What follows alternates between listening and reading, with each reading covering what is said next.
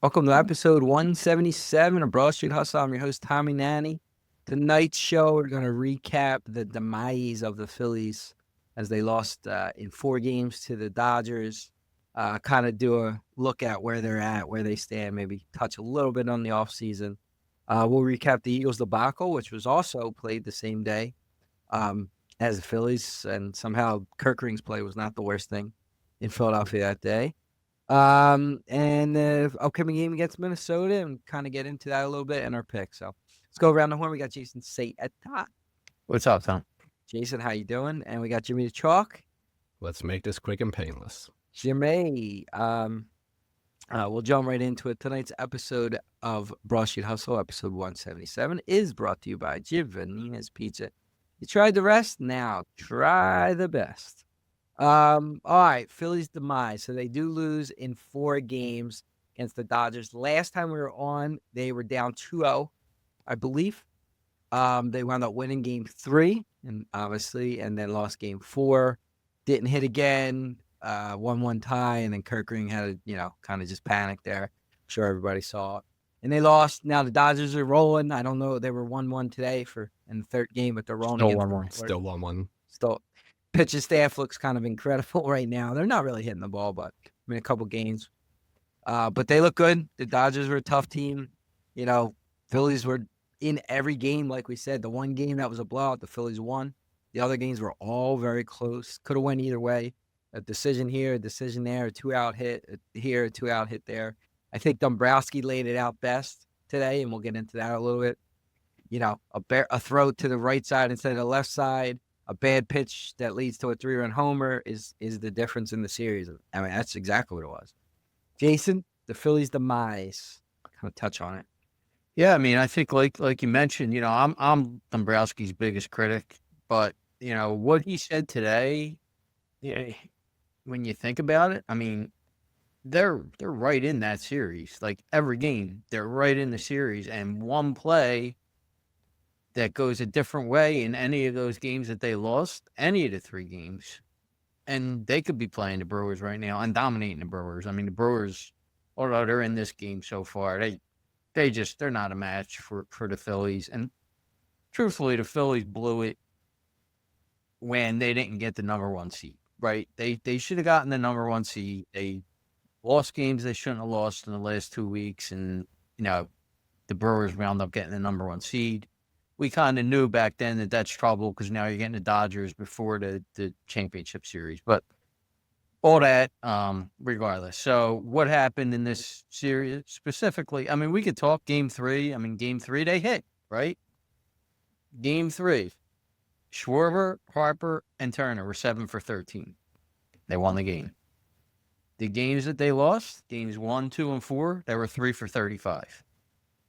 I mean, it's simple to me. There's other factors that happened, right? Kirkring. I mean, we have to discuss that. I mean, that play kind of left me almost as stunned as Mitch Williams giving up the home run to Joe Carter, where I literally sat in front of the TV for 20 minutes and didn't move after the home run by Carter. This, I just couldn't believe it. I mean, the ball's hit back to him. He makes a great pitch. I think he broke the guy's bat. Makes a great pitch. Ball's hit back to him. Okay. He stops it from going by, but he doesn't catch it. And I look down, I look at the TV, and I'm saying to myself, I look at Pages, however you say his name. He's not even halfway down the line. I'm like, oh, he's got time. He picks it up and throws home. And not only is that decision wrong, if he makes a good throw, the guy missed the base. Was it Edmund? I forget who was running. Yeah, I think Edmund was. Yeah, Edmund. He missed the base. So even if the throw's late, if JT catches it, the guy missed the base. You just got to tag the base, and they're out of the inning. So he just totally panicked. I said for a long time I didn't trust Kirkring going down the stretch. He always had this fear look in his eyes to me. I don't know. And he proved it. He proved that he panicked. He's afraid. I don't think he's got it to be a leading pitcher. I think he's got a great arm, got great stuff. I don't think he's a guy that you could put in late in the game. You know, it sounds like today, and we'll get into Dabrowski after, but it sounds like he's coming back. They better have some kind of other plan for like the 8th inning because it shouldn't be him. But, you know, Thompson made some questionable decisions as he's been making. You know, with you know, using Kirkring, with, you know, whatever you could say. He walked Ohtani. I agreed with him walking Ohtani with the base open. The problem you have is you brought in Duran, who's a closer who's not used to coming in mid-inning with guys on base. He's used to coming in a clean inning. Not that I'm making excuses for Duran, but, you know, he comes in, he walks bets, the game's tied. Other things Thompson did in the series, questionable with the batting order. You know, Marsh was an absolute disaster in the series. He's got him bat 5th. Came up multiple times in important situations and didn't even put the ball in play. You know, like we said, with relief pitching decisions and stuff. So Thompson didn't have a great series for sure. But again, I'm going to point to the top 3 guys in the Phillies lineup. When they lost, they were awful. When they won, they hit. You could flip it to the Dodgers. Ohtani was terrible, but they had other guys that came through. The Phillies lineup is pretty much these 3 guys and then, you know, a hope and a prayer. Dodgers were deeper, and that's why they won. Yeah, to me, that's what it comes down to. I mean, you could blame the 1, 2, and 3 hitter, but I blame the construction of the team more than, like, their team is built on the 1, 2, 3 hitters. The Dodgers are built 1 through 9 pretty much. So when their 1, 2, 3 hitters, 1, 2, 3, 4 hitters aren't doing anything, and in baseball, in the playoffs, it's not uncommon for your big guys to go cold a game, go cold 2 games. And that's why you get these unlucky, the Rosarios that win the MVPs, was it Paches won it last year for the Dodgers, or the other guy, one of the 2? Kiki Hernandez for the Dodgers. Like, you get these guys that are Edman. Yeah, so the Phillies 5 through 9 hitters, and with Bader getting hurt, kind of hurt. And honestly, the only one in 5 through 9 was Castellanos that did anything, and he's the one that everybody wants gone, and no argument, but the Stotts did nothing. Marsh, I could have did what Marsh did, honest to God. I mean, he was an absolute disaster. And that's where now Topper comes into play, and you got to blame Topper a little bit too. But they had their 5 through 9 hitters. They don't pick them up. I mean, JT did here and there, but I just think like Dombrowski said, came down to the 2-out hit when Turner came up twice with 2 runners on base with 2 outs, didn't do it. Marsh came up multiple times with runners on base with 2 outs, didn't do it. It came down to those plays that the Dodgers didn't even make 100% of times, but made it once or twice is the difference. They did the wheel play that led to the out instead of throwing it to the wrong, threw it to the right side versus the left side like Turner did. But, and I know last week I was real on Topper, and I still think the difference is, and I think Dombrowski also thinks it because he's making changes, to the coaching staff with field controllers or whatever the hell it's called. But Topper lost it in the first game. He lost the series in the first game when he brought in Robert. We went through it. He brought Robertson when he shouldn't have brought him in. He doesn't have any sense of urgency. The Dodgers pitched starting pitchers in relief. They knew their bullpen was weak, so they put starters in. They put Glasgow in. They put that young Sheehan in, the young kid. Topper manages the playoffs like he manages a game in July 3rd. It's this that he doesn't change how he manages. And in the game he changed how he manages, game 3, they win. Game 4 was really close. He starts bringing in and that's Topper's problem. Robinson, he brings in game 1, and you never see him again. So I trust him in game 1. Oh, he pitched bad, so I'm done with him. Kirkring came in a situation in game 1 where it was a low leverage situation and played well. Now he's your high leverage situation guy. That's the part I don't really get. Where did that come from? You go into series with Robinson and now after one game he's out and you're putting Kirkring, but you thought enough to bring Robinson in after he already pitched to a batter to pitch to another. That's where I have a problem with Topper did. But he's a good manager for 162 games. He gets guys to play for 100. In the playoffs, he's a disaster in my opinion. And he lost. That series was lost in game 1. If they still game 1, if they take game 1, it's a whole different series. And his not having that sense of urgency changed the whole series around. And I mean, what could you say? The hitters, they reverted. Like Harper was absolutely terrible. I mean, Terrible. And the team goes off of Harper. Like, he starts driving and runs. The team gets up. So I think that was one of the biggest things. Chalky? Yeah, I mean, you guys pretty much hit on it. The starting pitching held up.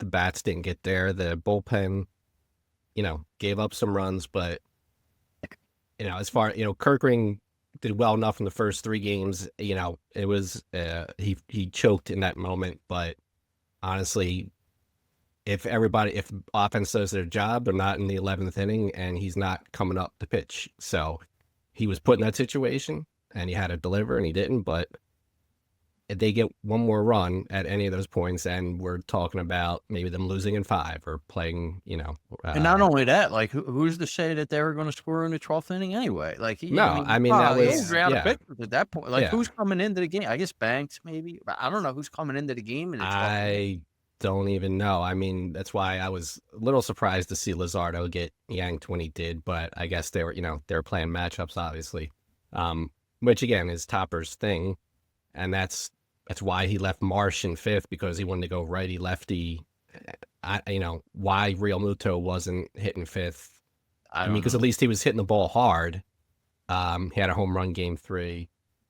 Marsh is getting dinged for not being in the box fast enough and other stuff. And I mean, he made a couple good defensive plays, but game 3, he let up that triple. That shouldn't have been a triple. Yeah. Game 4, he made at least one good play that I can't remember, but listen, I said, we said this back then. I was like, the pitching should be able to keep you in these games, but I didn't have confidence they were going to win a lot of 2-1 games. And in the end, they didn't.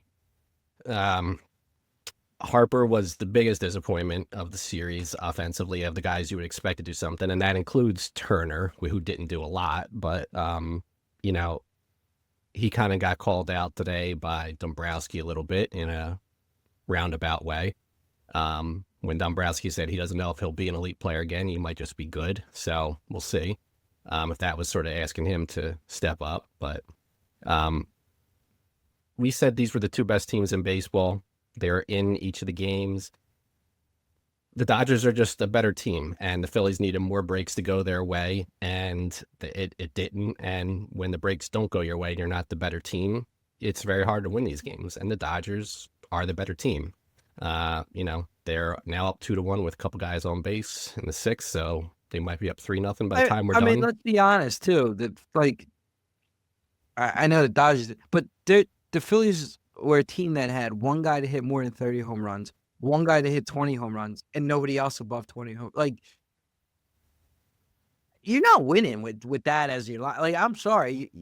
Like, I know all the people over 60 years old just talk about small ball.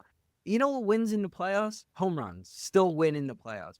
Texas Rangers won the World Series. They had the most home runs hit. I'm watching the Mariners and Toronto. Every game that's been won in that series has been the team that hits more home runs. That's what wins, not small ball. Small ball might win a game or 2 throughout the way, and it could have easily won these Dodgers games. But they need to hit the ball with power, and they don't, and their lineup's not constructed to hit with power outside of your first, your second, your 2 and 3 hitter. And Harper's power is not what it was this year, at least. We'll see. That's why they lost. That's why they lost. I just think they need a better mix, right? I don't want to see all home run hitters though. I want to see guys who put. They don't have any though. They have one.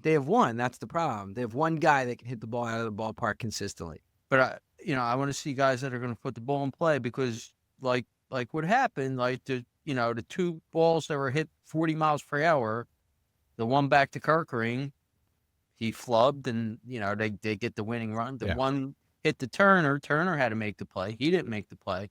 Like, at least, if you're not going to hit home runs, put the ball in play. But that's what they need. They need guys like that, more like Marsh. Marsh has the ball striking out 10 every times and going 1 for 27 or whatever he went. Okay, even Bader. Everybody wants to give Bader a hand job for his Listen, 10 pitch at bat. He swung at a pitch 40 feet outside on the 10th for a strike. we'll I get mean, into Bader maybe when we talk about well, what I'm Dombrowski, like, but who that's cares? If correct. Like that was bad. That it was was 10 really pitches, bad. but who cares? It was 2 outs and he swung 40 feet away. Like, it's just That I agree. I agree. so. I lost my. Now I'm pissed off. I lost my train of thought. All right, so I guess I mean, kind of break down what Dombrowski had to say today. I mean, before we kind of lead into who maybe stays and doesn't. Jason, I know you said you had some stuff on Dombrowski's under your comments here. I listened to the hour news conference. I think I kind of got a feel for what I deducted from this. You deduced, whatever. You guys tell me. Sounds to me like Schwarber, they're going to sign, and JT they're probably signing. Right? I think Rangers gone. I think Rangers gone. I think Painter's coming up to replace him. I mean, it sounds as simple as that. Castellanos is gone. There's no doubt in my mind he's gone. I think that's going to open up a spot in right field. We could get into that in the coming weeks. What they could do there to replace that. I think Crawford's coming up. I think it's clear that Crawford, and it sounds like they like Crawford in left field more than center, which would mean that they're going to probably try to bring Bader back. Now, again, I'll say about Bader, I think he played a lot better than he is when he, in the weeks that they had him here. And he was very good, don't get me wrong, but yeah, you also saw towards the end of the year when he was one. He went in a terrible slump. Yeah, because you hit what's on the back of your baseball card, right? You could hit 375 for 3 weeks, and then you're going to hit 100 for 3 weeks, and then you're going to hit 250.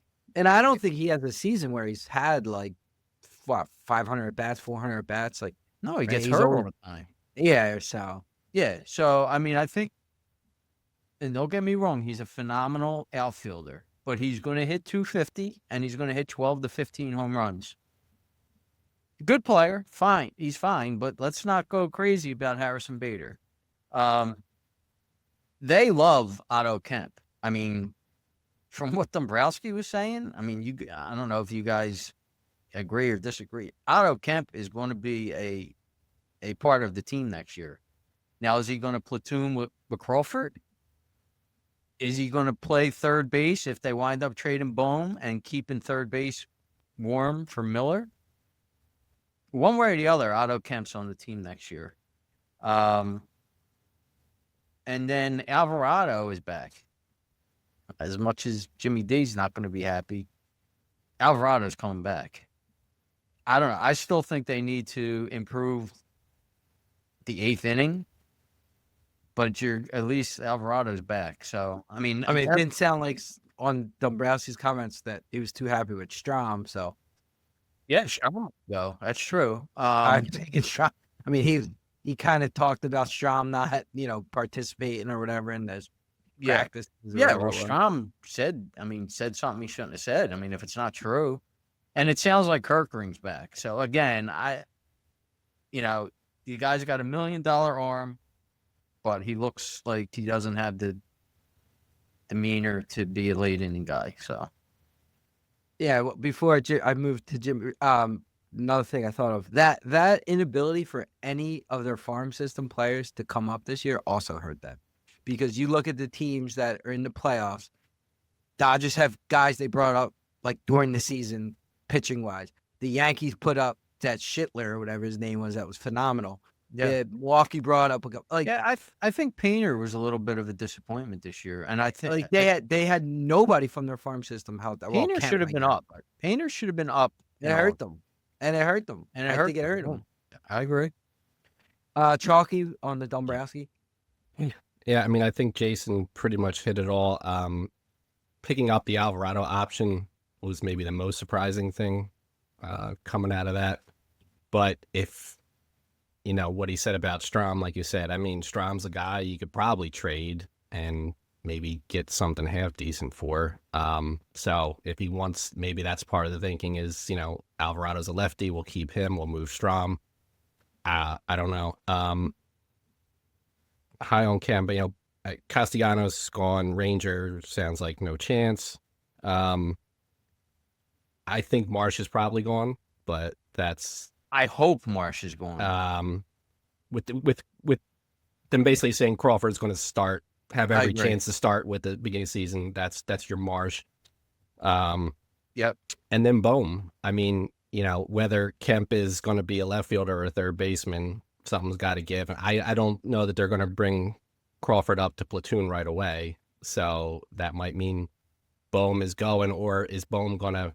I mean, Bohm can't move to first, and I don't see them putting Harper back in right field, even though he says he'll do it. That would be the only, that could be possible, but I don't see them putting Kemp at third, Bohm first, Harper right field. That's probably not going to happen. The thing with Bohm is his contract's up after next year, so you're either going to have to sign him, or you're going to lose him, or you deal him. Yeah.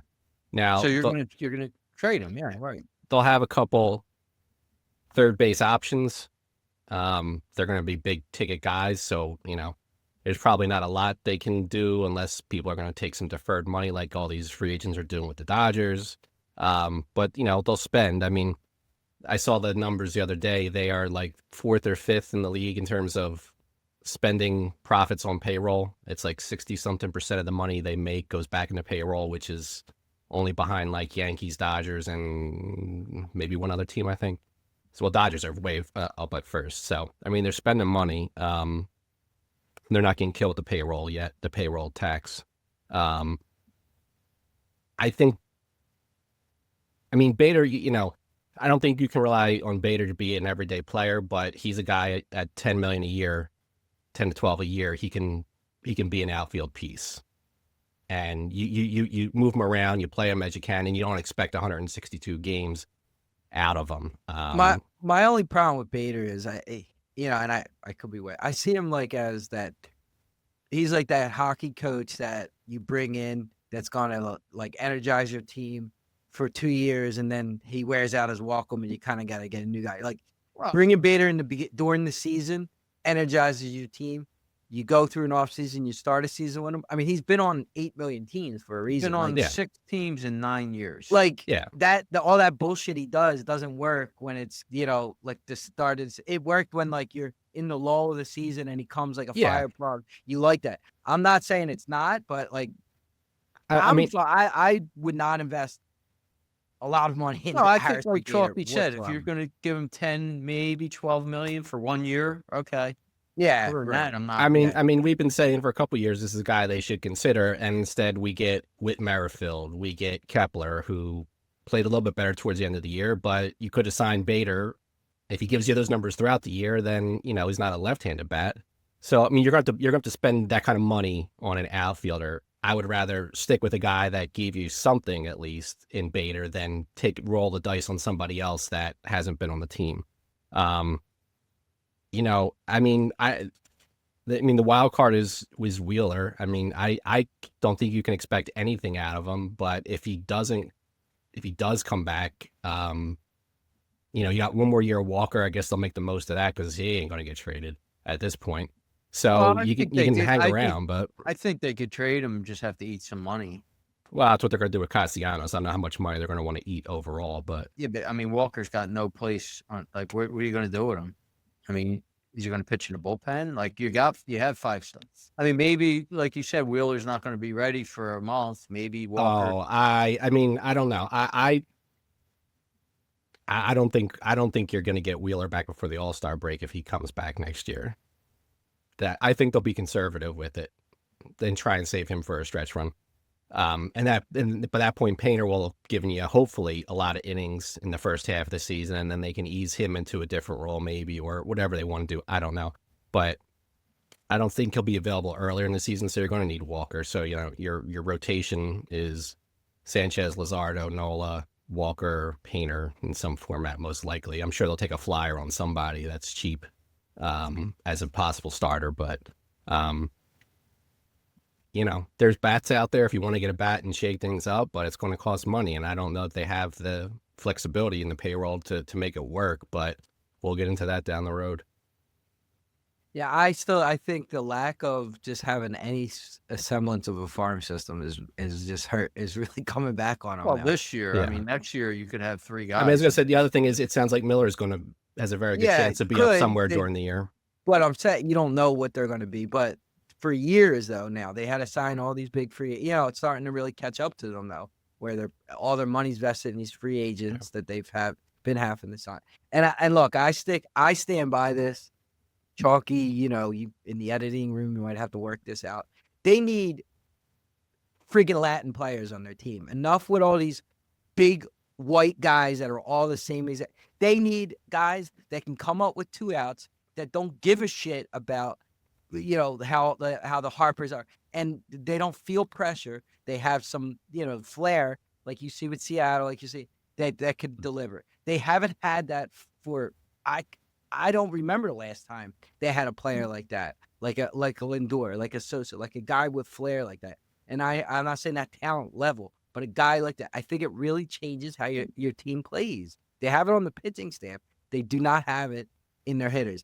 All their hitters are the same guys. They're American guys. They hit the ball.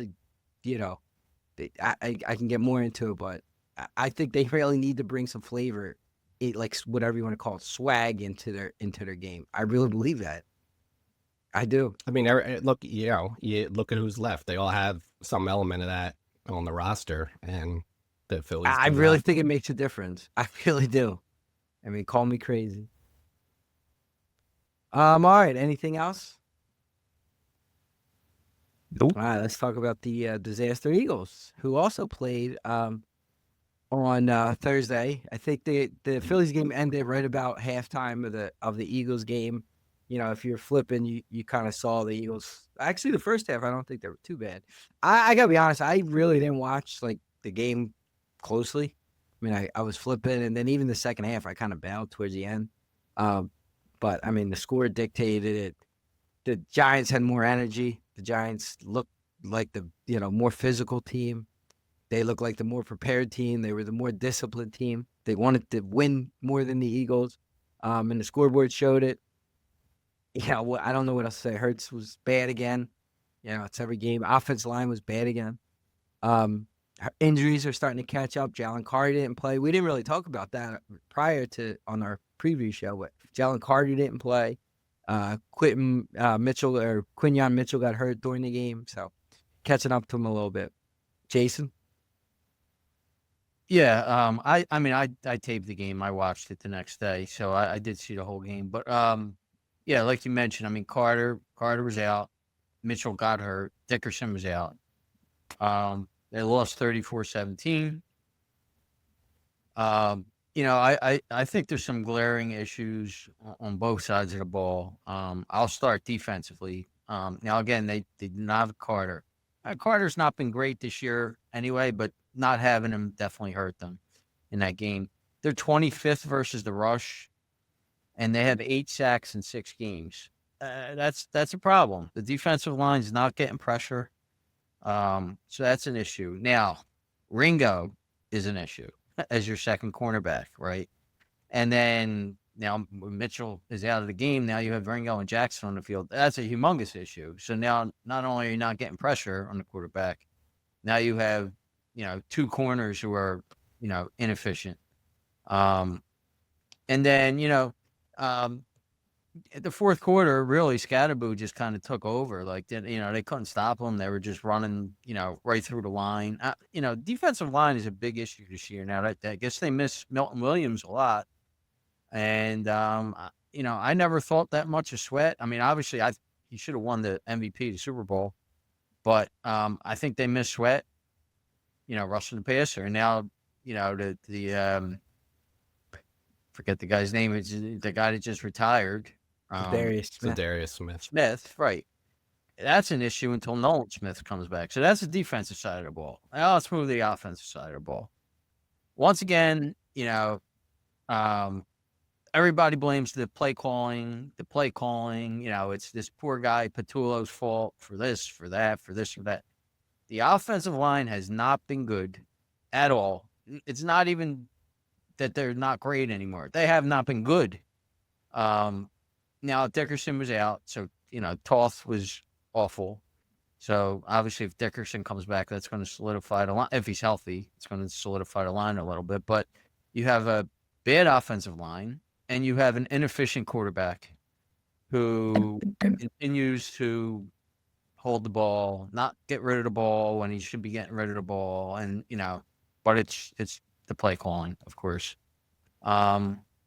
So it's just I kind of said on the season preview that I thought that McKee would run the offense better than Hurts.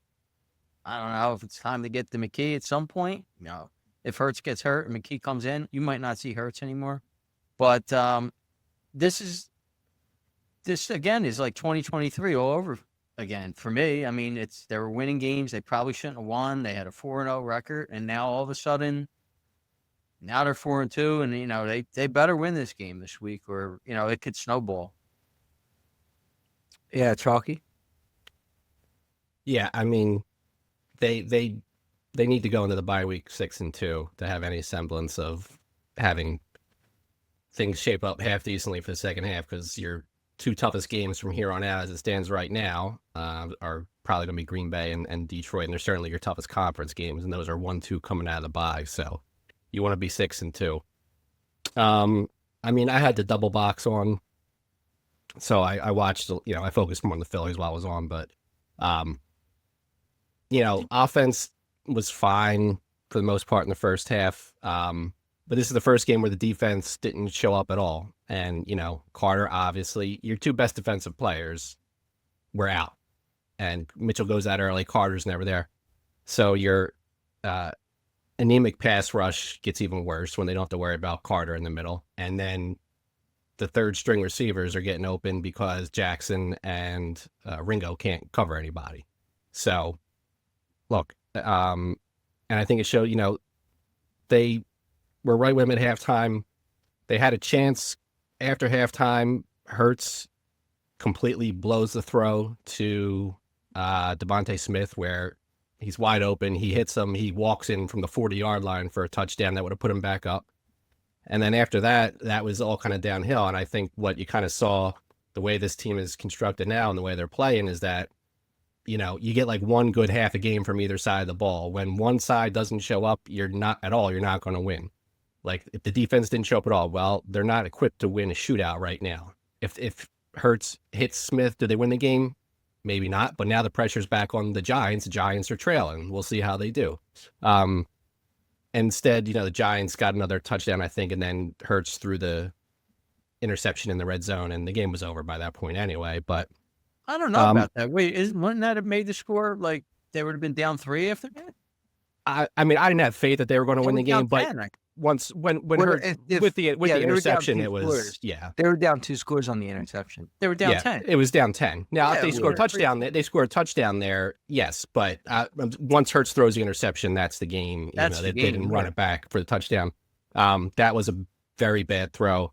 So, I mean, they're getting killed in the trenches. One thing they're able to do last year was bully teams and beat them up on both lines. And the defensive line is not doing that, to what Jason pointed out. And the offensive line is definitely not doing it.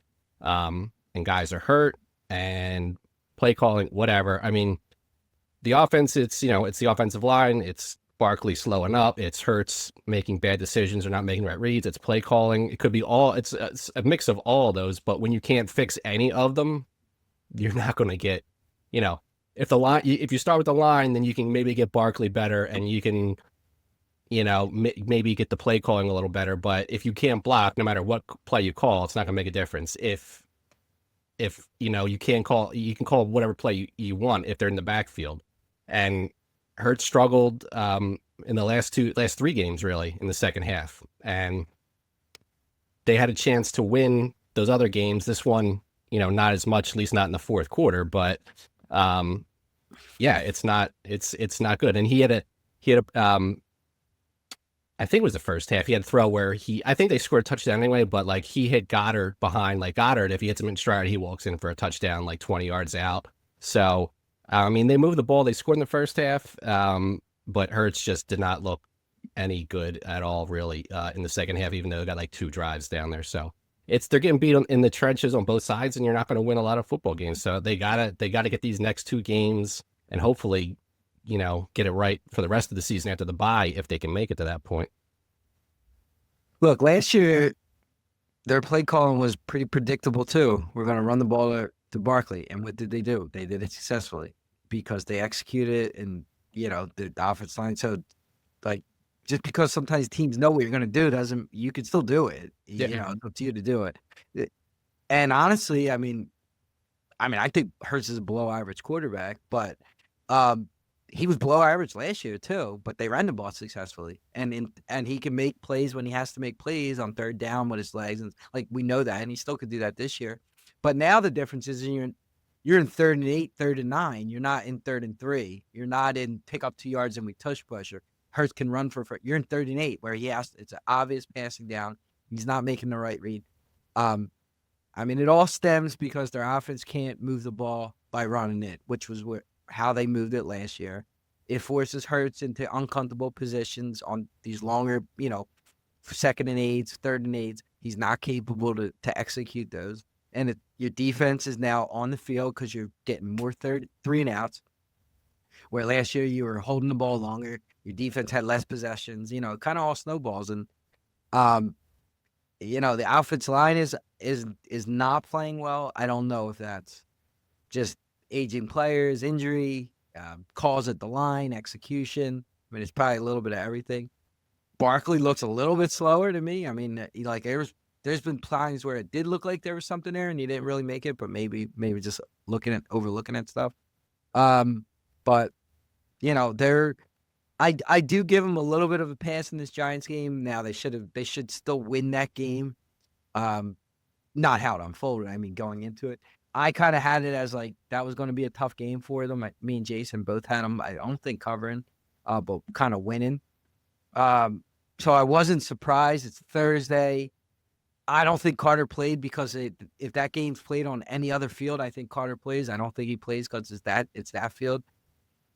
They almost looked like they were not ready to play. They weren't that interested to play. It was Thursday, and the Giants were playing their Super Bowl, which is what they get every week. They get teams that really get up against them, and they got to match the intensity, and they really have it.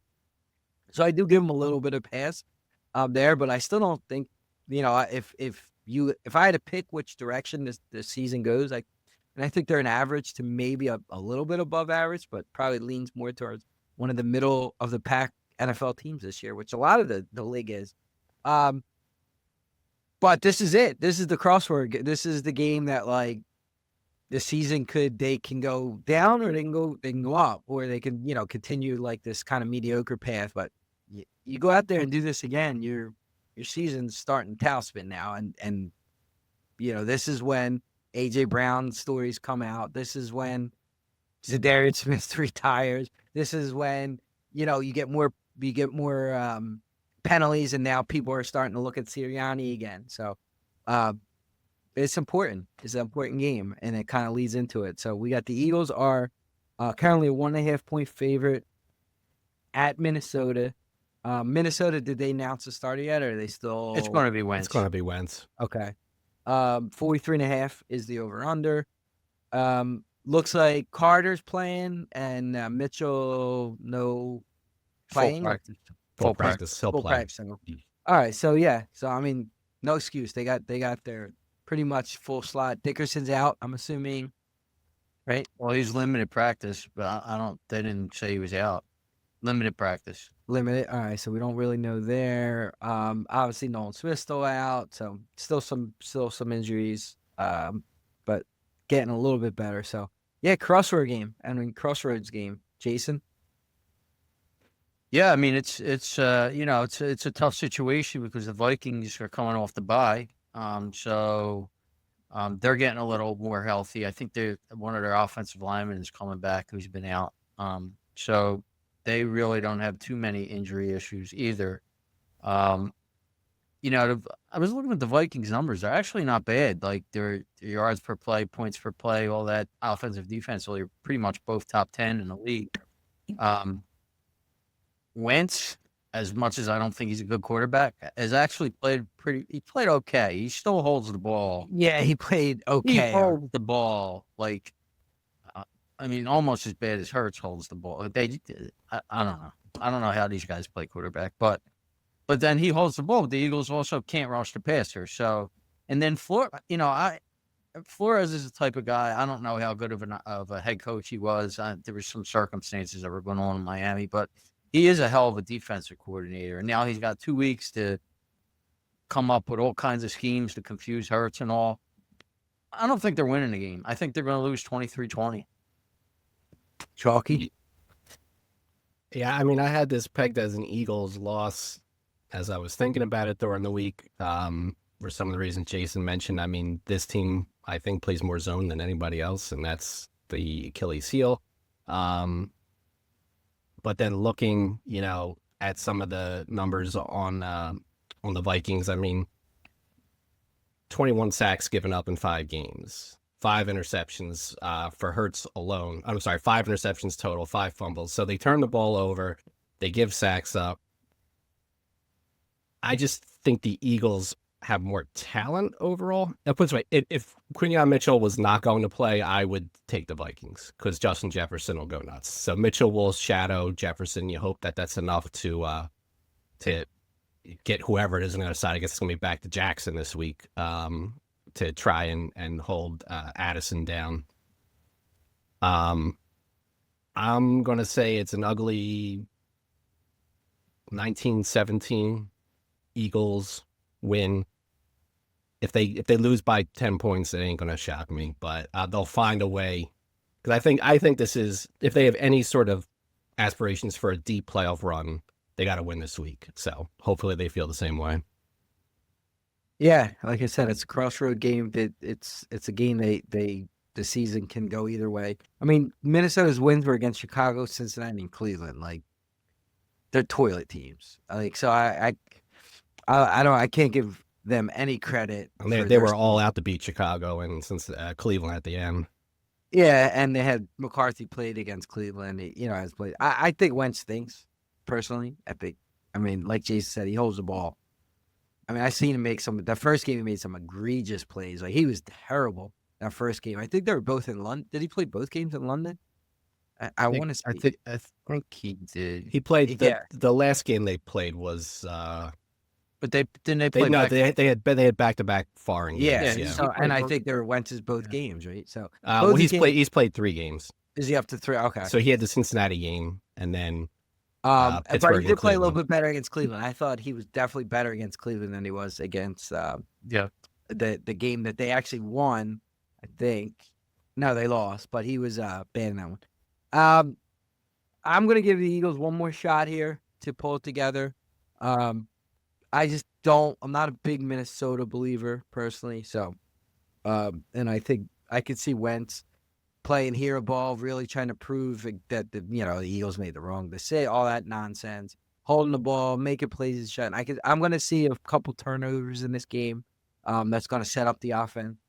So I see a 24-13 Eagles. But I think it's one of those games where the 11-point win is not as good as the performance on the field again. But they do win. And I'm not going to leave the game feeling any better than I did about the Eagles prior to it. But they win 24-13. Okay. Jason, you want to cover our picks? Yeah, we'll do some league stats first. So there was 6 overs and 9 unders last week. So it's pretty even on the year. 47 overs, 46 unders. The public again had a bad week. They're 5-10. Now 38-55 on the year. The podcast did well. We were 6-3. Tommy was 3-0. Chiefs was a great pick by Tommy. They pretty much won that game pretty easily over the Lions. So pretty impressive performance by the Chiefs. He had the Steelers Browns under. Kind of sweated that out at the end, but they held on for the under. And then the Jets, who should have won the game, but they are as incompetent as any team I've ever seen between the coach and the quarterback. So they didn't win the game, but they covered. So he went 3-0. I went 2-1. Had the Falcons. Pretty impressive also. I mean, they won outright. They wasn't really a close game. I mean, they really should have blew them out. I mean, they had that play at the end of the half where he stepped out of bounds, or it's not even a game in the second half. Panthers also won outright. I had them, but I lost from the Saints, so I went 2-1. Chalky, you went 1-2. You lost your best bet with the Saints, so we both had that. Patriots are pretty good. Patriots are pretty tough this year. You did win with the Bucks, but then you lost with the Jaguars. And then the Rally Monkey also went 1-2. He lost with the Cowboys. He won with the Steelers and lost with the Lions.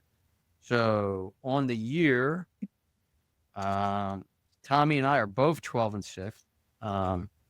So Tommy's numbers are Tommy's 12-6 with a profit of $489, 67% win, 27% ROI. I'm 12-6, profit of $514, 67% win, 29% ROI. Chalky, you're 7-11. You have a loss of $473, 39% win, minus 26% ROI. Rally Monkey's also 7-11. So Chalky, you better get moving and beat the Rally Monkey. He has a loss of $456, 39% win, minus 25% ROI. On the year, without the Rally Monkey, we're 31-23, profit of $530, 57% win, 9.8% ROI. Our best bets, Tommy and I are both 5-1 on the year, 83%. I am 34-23, 60% lifetime. Tommy's 32-23, 58% lifetime. Chalky, you're 1-5 on the year. And you are 27-32 lifetime, 46%. Meeker's 23-28 lifetime, 45%. And overall lifetime, I am now 102-74, profit of $1,869, 58% win, 11% ROI. Tommy's 86-80. He's now in the black, $30 profit, 52% win, 0.1% ROI. Chalky, you're 87-90, loss of $1,029, 49% win, minus 6% ROI. Meeker, 72-81, loss of $1,598, 47% win, minus 10% ROI.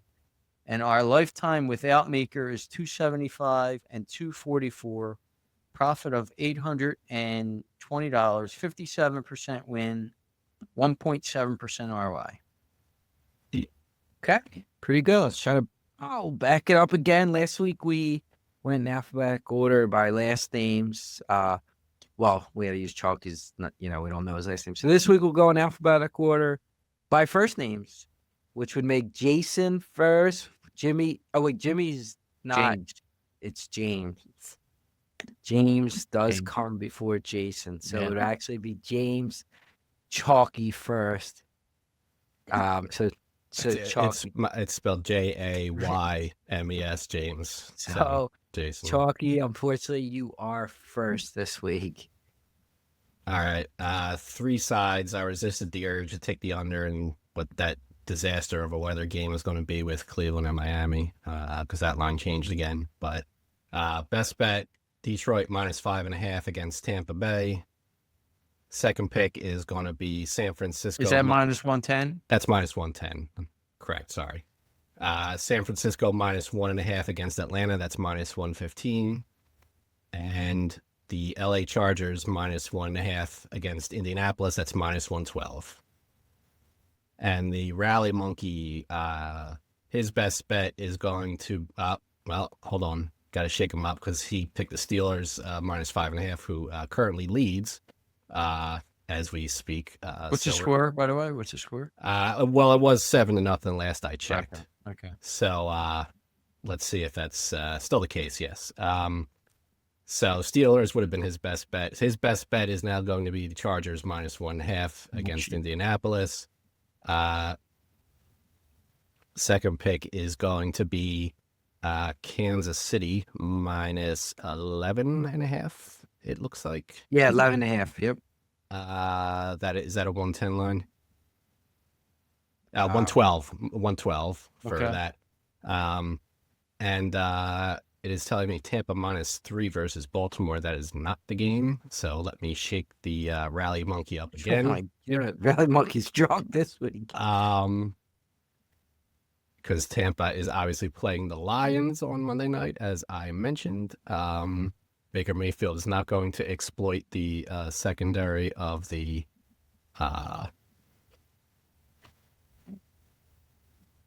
and All right, we could yeah, call we'll come him. back. We'll come back. We'll come back for the third All right, pick. we'll call him back.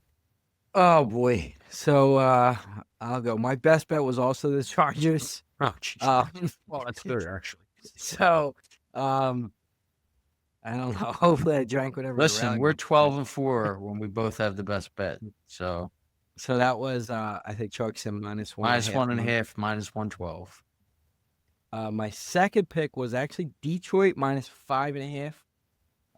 Is that -110? That's, I mean, 5.5 just seems like You're gonna blow him screams. out. Yeah, a blowout. And my last pick is actually Denver -7, -110, coming off of the London game looking crappy. Everybody's loving Jackson Dart and CTE running back Scotterbro. So I'm gonna fade them and go Denver -7, -110.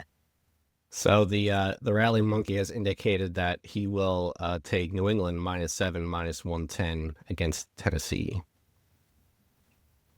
Okay. So my best bet, Tom, is Chargers -1.5, -112. That game, like,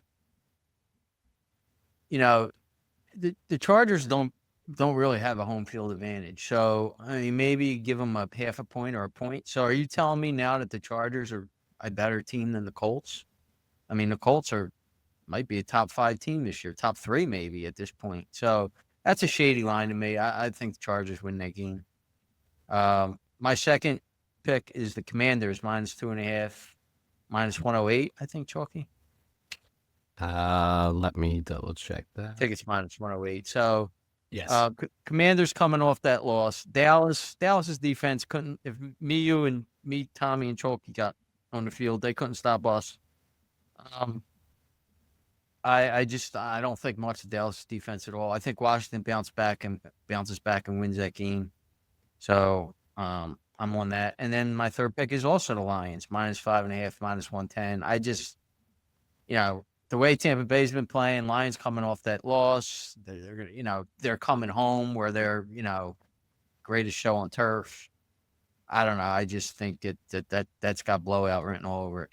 All right. I don't know that the three of us ever had two picks the same, 2 or 3 picks the same ever. So this will be interesting.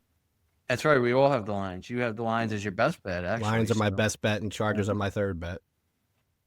So And Rally Monkey has the Chargers as his best bet. Yeah, we're 1-0 when all 4 of us agree. So yeah, I mean it's it might be a Twitter pick. All right. Anything else? Should we wrap up? Okay, episode 177, Broad Street Hustle. Have a great night.